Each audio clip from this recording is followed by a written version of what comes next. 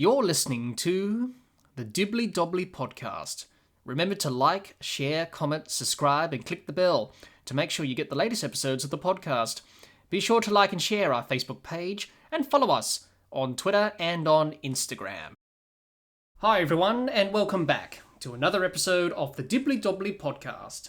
On today's episode of the podcast, we review the ODI series between Pakistan and Australia. It's the Dibbly Dobbly Podcast, and let's get started.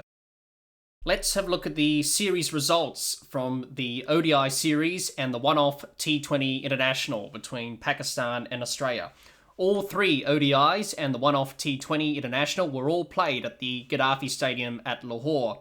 The first ODI, Australia won by 88 runs and Travis Head was named man of the match. The second ODI, Pakistan won by 6 wickets and Babar was named man of the match. The third and final ODI, Pakistan won by 9 wickets and Babar was named man of the match. Pakistan won the ODI series 2-1 and Babar was named man of the series. The one-off T20 International, Australia won that by 3 wickets and Aaron Finch was named man of the match. Let's have a look at Pakistan's performance with both bat and ball in this ODI series and talk about their performance in this ODI series. We'll start with their batsmen and their performance in this ODI series. Ul-Haq, 298 runs. Azam, 276. Zaman, 102. Shah, 46. Rizwan, 33. Ahmed, 10. And Shakil, 3. That's how the Pakistan batsmen went about things in this ODI series against Australia. Pakistan will be delighted to win this ODI series 2-1 after losing the Test series 1-0. They lost the first game, but then they started to get things together, get into the series and win the next 2 games of the series. And they did quite well. And I thought in the end, as I predicted in our series preview of the ODI series on the podcast, I did predict Pakistan to win the series 2-1, given that Australia were playing a very undermanned squad and team, because obviously they didn't have the regular players like, Warner, Smith, Maxwell, Wade, Cummins, Stark and Hazelwood, etc. So I did expect Pakistan to win this series 2-1, and they did win the series 2-1. So at least my prediction was correct, but they deserved to win the series 2-1. Obviously, as I mentioned earlier, they had a poor first game, and then the next 2 games they were able to bounce back and win the series quite comfortably in the end. So let's talk about their batting in this series. Let's talk about how they performed in each of the games throughout this ODI series. We'll start with game number 1. Their batting in game number 1 was poor. Pakistan chasing 314 was going to be tough, but it was achievable for Pakistan on a good batting surface at Lahore. Lost an early wicket of Zaman for 18 and Pakistan were 1 for 24. Ul-Haq and Azam combined at the crease and established a good partnership. Pakistan applied the old school mentality to one-day cricket, keeping wickets in hand and attacking towards the back end of the innings. That way of batting didn't work for Pakistan. The partnership between Ul-Haq and Azam of 96 for the second wicket slowed Pakistan down. Lots of dot balls and not too many big overs to put pressure back on the Australian bowlers. Once that partnership was broken and Australia got Azam out for 57, that's where it got tough for Pakistan. Pakistan were 2 for 120 when Azam got out, to be bowled out for 225. Lost wickets at regular intervals from that moment when Azam departed. 2 for 120, 3 for 132, 4 for 151, 5 for 166, 6 for 204, 7 for 213, 8 for 213, 9 for 217, and all out for 225. They were behind the run rate, and when Australia took wickets, that grew and grew, and it got out of hand for Pakistan. Ul-Haq batted well for his century, 103, but couldn't go on to get the big century. Babar batted well for his 57, but couldn't go on with it and make a big score. So Pakistan didn't really bat well in that first game. We then go to the second game, and their batting in the second game was very good.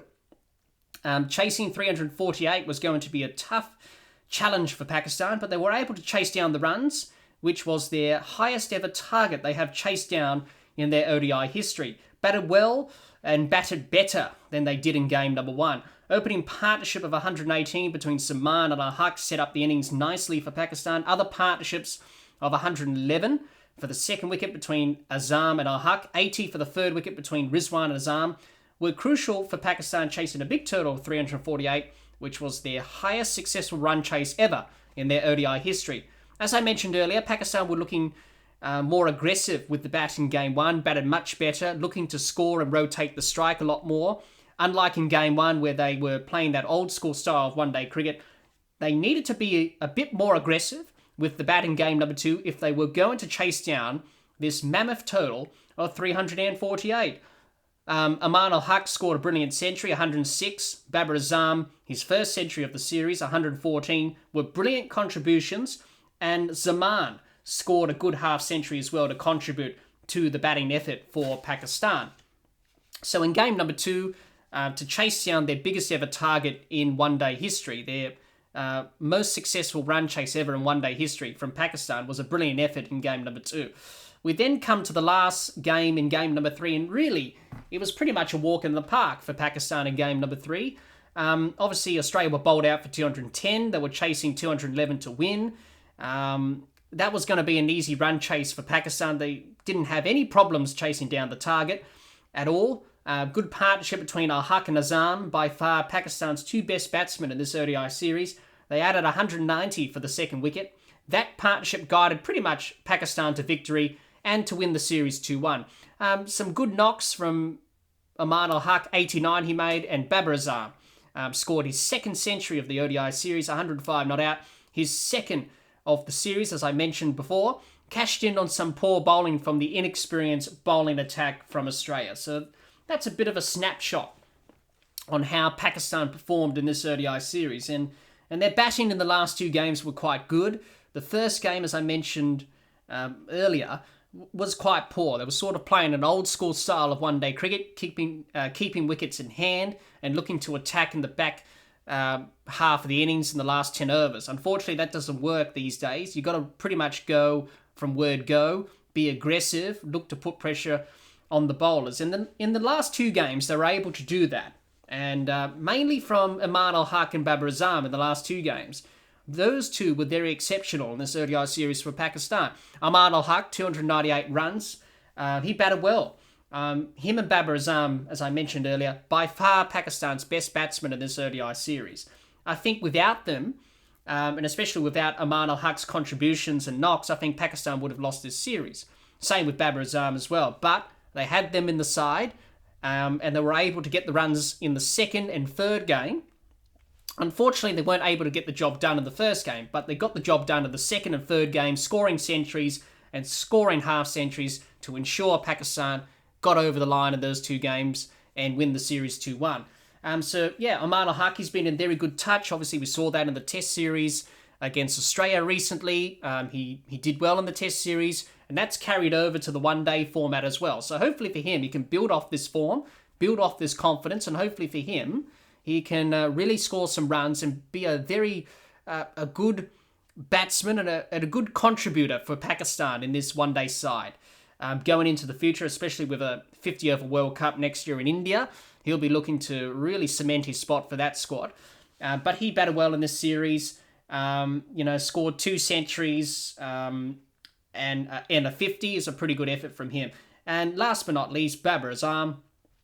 Before we wrap up the batting performance from Pakistan and talk about their bowling, Babar Azam, what can you say about him? Brilliant form he's in at the moment. Superb form. No wonder he's one of the best batsmen in one-day cricket at the moment. 276 runs, 2 centuries and a 50. Obviously, the last two games of the series, he scored the 2 centuries and were very important for Pakistan, especially in the second game, chasing 348. He needed to play a big innings, and he did. He got that century, got them over the line. And in the last game, his century was an important knock, but obviously Pakistan were chasing a low total, 211. That was always going to be an easy run chase for them. And he scored a century and scored his second century of the series. But he batted superbly. And for him as the captain to lead by example, for him, he had a great Test series against Australia recently. He's carried that form into the ODI series as well. And he's in tremendous touch, Babar Azam. Tremendous form. And no wonder he was one of the best batsmen, along with Babar and Ul-Haq, in this Pakistan ODI team, in this ODI series. So overall, Pakistan's batting was a bit shaky at the start, a bit poor, but they got it together in the last 2 games, and they were able to get the job done, chase down the runs, and win the series 2-1. let's have a look at the Pakistan bowlers and their performance in this ODI series with the ball. Afridi took 6 wickets, 5 for Ralph, 5 for Wasim, 4 for Mahmood, 2 for Shah, 2 for Ahmed, and no wickets for Hassan Ali. That's how the Pakistan bowlers went about things in this ODI series against Australia. I thought Pakistan's bowling in this ODI series was good and poor at times. It was a bit inconsistent, but when they got it together, it was pretty good viewing. Especially in the last game, where they put on an absolute masterclass in the art of one-day bowling. And we'll talk about that a bit later when we talk about their performances in each of the games. And we'll go to that now. Let's talk about their performances in each of the games in this ODI series with the ball. In game number 1, their bowling was poor, Pakistan. Started poorly with the ball, didn't get their lines and lengths right with the ball at all. Aaron Finch and Travis Head cashed in on some poor bowling from Pakistan. And once they broke that partnership of 110 between Finch and Head for the first wicket, and the partnership between Head and McDermott of 61 for the second wicket, Pakistan started to turn the screws on Australia and did well to peg them back and keep them to 313. It was looking like Pakistan could be chasing 350 plus at that stage, but towards the back end of the Australian innings, they were able to get their lines and lengths right, and they were able to execute their plans with the ball. So they started to get it right towards the back end of that Australian innings in game number 1, Pakistan. Whereas at the start, they didn't start well. They were leaking runs. The lines and lengths were inconsistent. Also, in that first game, they were missing Shaheen Afridi. He was out because of injury, and Shadab Khan was out because of injury as well. So 2 of their experienced bowlers were missing in that first game. And it was a bit of an inexperienced bowling attack, and that's why we saw them leaking runs and didn't quite get it right early on. But then towards the back end of the innings, they were able to get it right and restrict Australia to 313. In the end, their batsmen couldn't chase down the runs and were bowled out for 225. But at one stage, it looked like they were chasing 350. So they did an okay job towards the back end of that match in game number 1. Game number 2, their performance was slightly better. I thought it was okay. From game number 1, they improved in some areas. Their lines and lengths were inconsistent at times. They leaked runs, but they were able to pick up wickets. And Shaheen Afridi was back into the side. He led the way, taking 4 wickets, 4 for 63 from his 10. Missed out the first game due to injury. So Pakistan bowled okay in that second game. There were a few areas where they struggled in terms of their lines and lengths being inconsistent at times, not really building pressure on the Australian batsmen at times, leaking runs, not taking wickets at regular intervals, but they were able to pick up wickets here and there and slow the runs down a little bit. And obviously, in the end, their batsmen were able to chase down the runs because it was pretty much a successful run chase for Pakistan, their most successful run chase in their ODI history. Chasing 348, they finished on 4 for 349 to win by 6 wickets. So the bowling attack did well. When you look at it, Australia could have got 350 plus up towards 360, maybe 370. But Pakistan did well to keep them to 348, whereas it could have been a bigger score they could have been chasing, probably up towards 400, and they probably lost the match and probably lost the ODI series, because game number 2 was very crucial in the series. Australia were leading 1-0. Pakistan had to win that game to stay in the series, and they were able to do that. So I thought their performance in game number 2 with the ball was slightly better than game number 1. And then we come to the last game. In game number 3, I thought their bowling performance in game number 3 was their best bowling performance for the entire series. Started well with the ball. Shaheen Afridi, Haris Rauf bowled well and set the tone with the ball for Pakistan. Had Australia 3 for 6 inside 5.1 overs. Pakistan picked up wickets at regular intervals throughout the Australian innings, kept the pressure on the Australian batsmen with the ball by taking wickets and slowing Australia's momentum with the bat down, and they were able to bowl Australia out for 210 and 41.5 overs. So it was a very good bowling performance from Pakistan in the last game. So that's a bit of a snapshot on how they performed game by game in this series with the ball. And as I mentioned earlier, it was an okay bowling performance from Pakistan.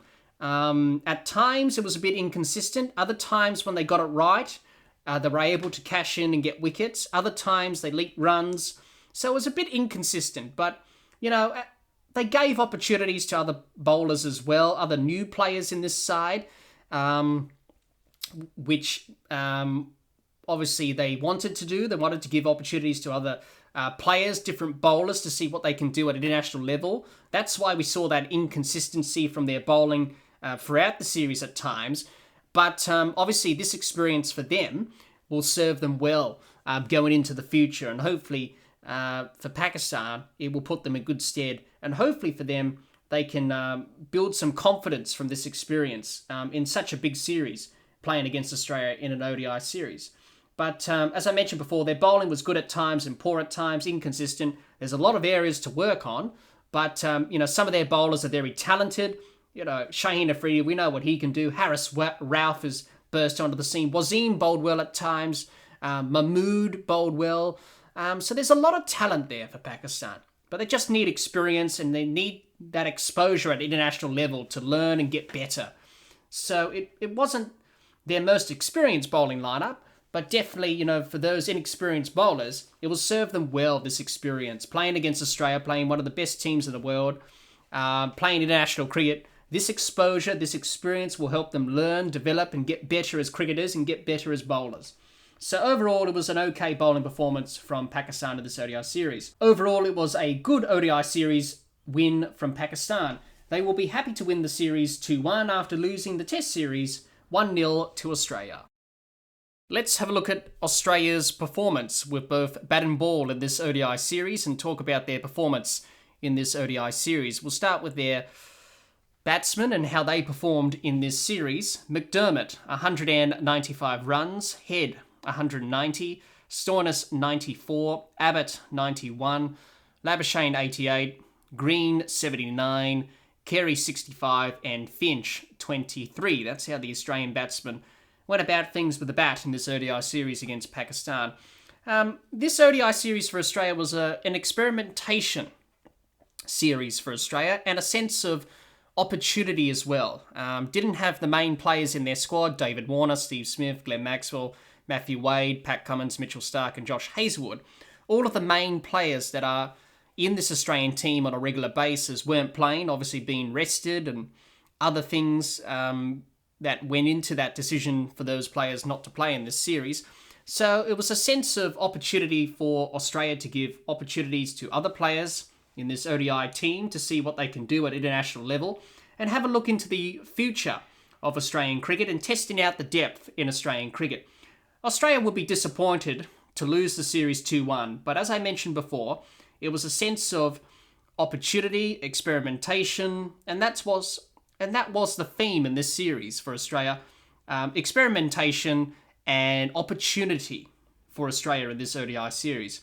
Let's talk about their batting on a game-by-game basis, how they performed in all of the games as a batting unit in this one-day series. In game number 1, their batting was good. They managed to get to 7 for 313 from their 50 overs, Australia, which was enough in the end after they bowled Pakistan out for 225. Australia started well with the bat. Aaron Finch and Travis Head got Australia off to a good start with the bat. 110 for the first wicket. Then Travis Head and Ben McDermott combined together and backed up the opening partnership between Finch and Head, adding 61 for the second wicket. After those partnerships, Australia lost their way with the bat and Pakistan were able to control the run rate and got it together with the ball after being so expensive in the first half of the innings. Australia got to 7 for 313 from their 50 overs, should have got to 350 plus with the start they had from Head at the start of the innings, lost wickets at regular intervals and lost momentum in their innings with the bat towards the end of the innings. Credit to Pakistan, they bowled well to peg Australia back.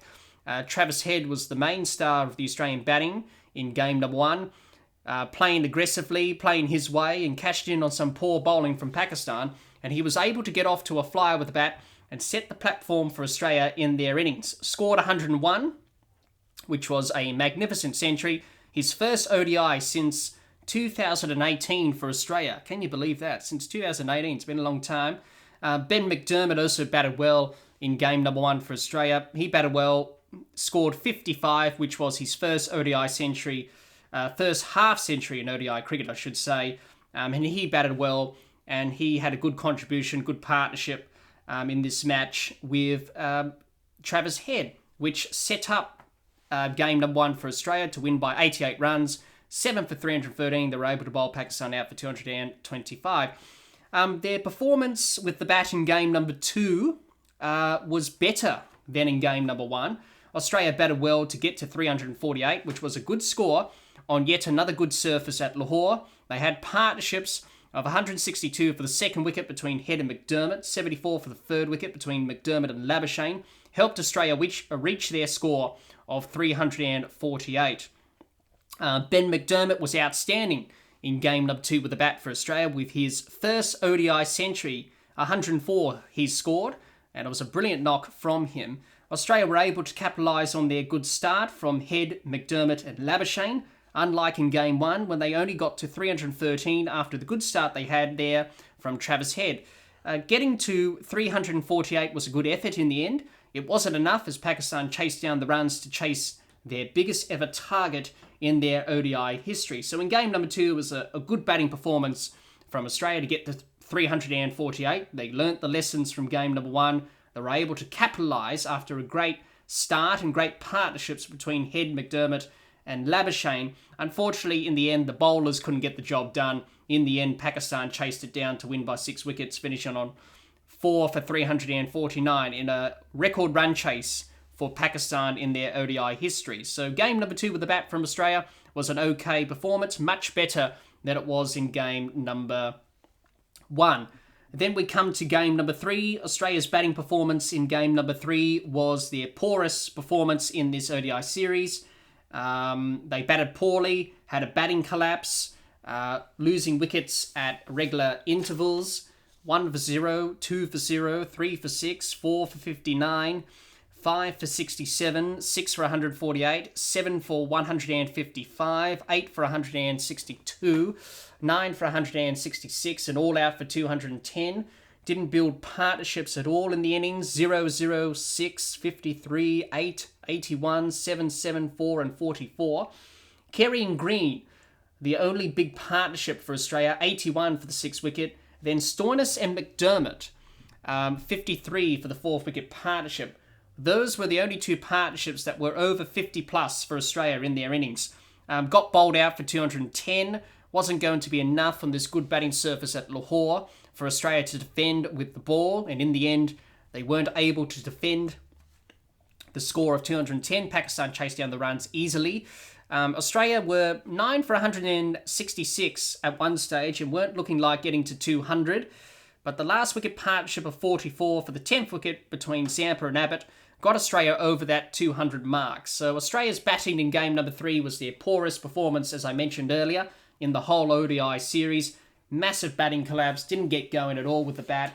Got bowled out for 210 from 41.5 overs, which wasn't good enough. In the end, Pakistan chased it down to win by 9 wickets, finishing on 1 for 214 from 37.5 overs. So that's a bit of a snapshot on Australia's performance with the bat throughout the 3 games in this ODI series. Obviously, as I mentioned before, it was a series of opportunity and experimentation for Australia. New look batting lineup in Travis Head, Ben McDermott, Cameron Green and Marnus Labuschagne in particular. Australia giving opportunities to other players. If Warner, Smith, Maxwell, Wade were in the side, these players wouldn't have had an opportunity to play in this ODI series. Obviously, Australia are thinking about the future and thinking about the depth as well in Australian cricket, but also thinking about next year's 50-over World Cup in India in 2023. So it's a good opportunity for Australia to try different players out, looking ahead to that 50-over World Cup next year in India. Before we wrap up the batting performance for Australia and talk about their bowling performance in this series, let's mention Travis Head. Travis Head, I thought he had a great series, 190 runs, got his century in this series. He batted superbly, grabbed his opportunity with both hands. He could be Australia's future opener in this ODI series when, in this ODI team, I should say, when Warner and Finch retire eventually. Maybe Travis Head could be the permanent opener for Australia. Because he opened the batting in this ODI series. He played well. He played his way, a sense of freedom, positive intent, being aggressive. And we all know what Travis Head can do, especially in one-day cricket. We've seen with South Australia, he's got 2 double centuries in list day cricket for South Australia. And obviously, the second one of those double centuries came recently, last summer, during the One-Day Cup against Queensland in Adelaide. He got 230 odd, I think it was. So we know what he can do, Travis Head. And he had a great ODI series for Australia. Ben McDermott, I thought he batted well. Good to see him. Obviously doing well, grabbing his opportunity with both hands, scoring his first ever ODI century for Australia in ODIs and in any format for Australia. I thought he batted well. Good to see him get his opportunity. Let's hope this is the many more of first for him in terms of opportunities, in terms of centuries. Let's hope he can build off this and build some confidence and hopefully be a regular member of this Australian ODI team, because I thought he batted well. 195 runs in the series was outstanding. By far, him and Travis Head, two of Australia's best batsmen in this ODI series. So good to see Ben McDermott doing well. Cameron Green. I was very happy to see Cameron Green get a go in this ODI side. We know what he can do in Test cricket. We've seen what he did in the Ashes. We've seen what he did in the recent Test series against Pakistan. Hopefully he gets more opportunities for Australia in ODI cricket, and also T20 internationals as well for Australia. Obviously, recently, in the one-off T20 against Pakistan, he made his debut in T20 internationals. So, Cameron Green could be a very good player in all three formats for Australia in the future. So, good to see him get an opportunity. And last but not least, Marnus Labuschagne. Good to see him in the ODI side as well. Good to see him get an opportunity. We all know he's a brilliant Test player. We've seen that for many years. Hopefully he can be a regular member in this ODI side for Australia in the future. Could be a very useful player for Australia in one-day cricket. So those are some of the batsmen that I picked out, and I was very happy and pleased to see them get opportunities, and they were able to grab their opportunities with both hands in this series. Obviously, some of the negatives from Australia's batting in this series. The last game, as we mentioned earlier, was poor. They had a massive batting collapse. So that was the only blemish in their batting performance in this ODI series. That was the only one negative. And to finish up on the batting performance before we talk about the bowling performance, Aaron Finch. Now, Aaron Finch, obviously, as we know, is struggling. He's out of form. People are questioning his spot in this Australian side, also as captain as well. 23 runs at an average of 7 is not great with 2 ducks in this ODI series. Yeah, not a great series from Aaron Finch, but obviously in the one-off T20 international recently against Pakistan, he was able to score a half century. So that's good from Aaron Finch to get back into some form and score his first half century in a while. So for Aaron Finch, he struggled in this ODI series, but in the one-off T20 against Pakistan, he was able to score a half century and get back to some form. Obviously, tough series, but he scored a half century in the T20 International recently against Pakistan. Hopefully for him, he can build off that, and hopefully for Australia, he can get back to some sort of his best. Obviously, back end of his career, but let's hope the captain can get back to his best with the bat. So he was the other negative from Australia in terms of the batting. Didn't really contribute and was looking out of sorts. But overall, I thought Australia's batting was good. New look batting lineup. They did an okay job in the first 2 games. Unfortunately, in the last game, they had that batting collapse, and they sort of faltered and collapsed there. But overall, new look batting lineup without Warner, Smith, Maxwell, and Wade in particular. I thought they did an okay job, and it was good to see many of them get an opportunity at this level for Australia. Let's have a look at Australia's bowlers and their performance in this ODI series. Zampa took 6 wickets, 3 for Ellis, 2 for Head, 2 for Swepson, and a wicket each for Stoinis and Abbott. That's how the Australian bowlers went about things in this ODI series against Pakistan. This Australian attack was quite an inexperienced bowling attack for Australia in one-day cricket. Obviously, no Cummins, no Stark, no Hazelwood. So they were tested at times in this ODI series. So let's talk about their performances in all 3 games of this ODI series. We'll start with Game 1. I thought Australia's bowling in Game 1 was good from Australia. Inexperienced bowling attack without Cummins, Stark and Hazelwood. Did well to bowl Pakistan out for 225. Obviously, Sean Abbott, Cameron Green, Ellis, Mitchell Swepson made his debut. So it was a new look bowling attack for Australia. Adam Zampa and Marcus Stoinis, who played in that first game, were the experienced bowlers for Australia. So it was quite an inexperienced attack, but I thought they did well. Their lines and lengths were consistent. They applied pressure with the ball to Pakistan. They took wickets at regular intervals and did well to bowl Pakistan out for 225, defending 313 was a pretty good effort from an inexperienced bowling lineup for Australia. Then we come to game number 2, and in game number 2, this inexperienced bowling lineup struggled. Obviously, defending 348 that Australia made, Pakistan were able to chase it down to win by 6 wickets and chased it down easily in the end to obviously chase down their biggest ever target in their one-day history for Pakistan.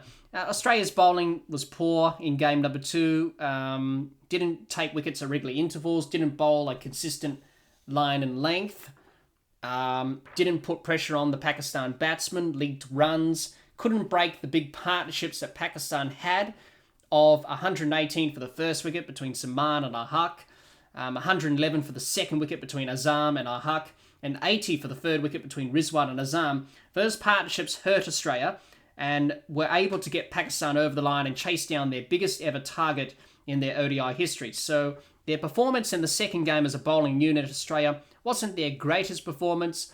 Pakistan were able to pretty much cash in on some poor bowling and were able to chase down the runs and chase down their biggest ever target in their ODI history. We then come to the last game of the series, and Australia's bowling performance in the last game was poor. It was probably their worst of the series by far. Obviously, defending 210 wasn't going to be easy for the Australian bowlers. Pakistan chased down the runs easily in the end, finishing on 1 for 214, I should say, winning by 9 wickets. So defending the low score wasn't going to be easy, as I mentioned earlier, for the Australian bowlers. Didn't take wickets at regular intervals. Their lines and lengths were inconsistent. Didn't build pressure on the Pakistan batsmen. Defending 210 was always going to be difficult for Australia on a pretty good batting surface here at Lahore at the Gaddafi Stadium. The inexperienced bowling attack from Australia didn't quite execute with the ball and crumbled under pressure from Pakistan's batsmen. And that's what happened in the run chase. And unfortunately, didn't quite execute their skills with the ball. So that's a bit of a snapshot on how the Australian bowlers went about things in terms of their performance throughout this ODI series. As I mentioned earlier, it was an inexperienced bowling attack. No Pat Cummins, no Mitchell Starc, no Josh Hazlewood. Obviously, your strike bowlers and who are seasoned veterans and well experienced. But I thought they bowled well at times, this inexperienced bowling lineup. You know, Nathan Ellis, Mitchell Swepson, Sean Abbott bowled well at times. Obviously, not much experience at international level for Australia, but they've all played international cricket. And they've all done pretty well domestically for their respected states and in the BBL, etc. But I thought they bowled well at times. But this inexperienced bowling lineup struggled at times throughout the series. Obviously, definitely in game number 2 and game number 3, they struggled big time. Game number 1, they did okay. And they bowled well in game number 1. But the last 2 games, they bowled poorly. But you expect that with an inexperienced bowling attack. But this opportunity that all of them was given will serve them well in the long run. At least they got some exposure to international cricket. They got some experience. They know what it's like. They've got a bit of a taste for it. And hopefully they can build off this experience in Pakistan and hopefully be better bowlers and better cricketers from this experience. Overall, it was an okay bowling performance for Australia throughout this series. Inexperienced bowling attack, as I mentioned, but I thought they did a pretty good job at times. Other times they struggled, but you expect that from an inexperienced bowling lineup. Overall, it was an okay ODI series from Australia. Despite losing this series 2-1, it was a series of opportunity for Australia, trying out different players with both bat and ball as they look ahead to a one-day World Cup in India in 2023 and to the future. Congratulations to Pakistan on winning this ODI series 2-1. After losing the Test series 1-0, they will be delighted to bounce back and win this ODI series. Australia would have been disappointed to lose the ODI series 2-1, but for Australia, they didn't have their full-strength team playing in this ODI series. Well, that's all the time we have for this episode. Be sure to subscribe and click the bell to get the latest episodes of the podcast, and like and share our Facebook page, and follow us on Twitter and on Instagram. Until next time, keep safe, and bye for now.